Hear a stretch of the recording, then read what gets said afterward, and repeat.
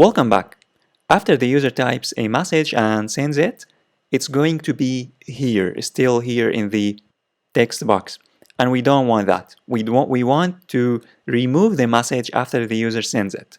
So here if I type, how are you? And then if I send it, as you can see, it's going to be sent.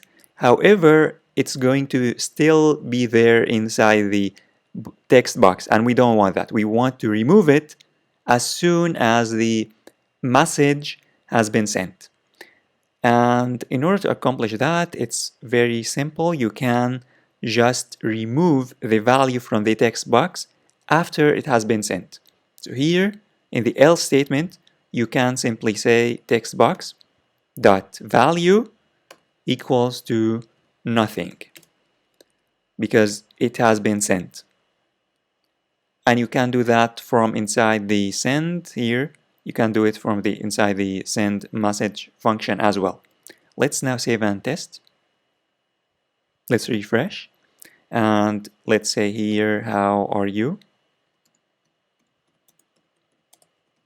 And click on send.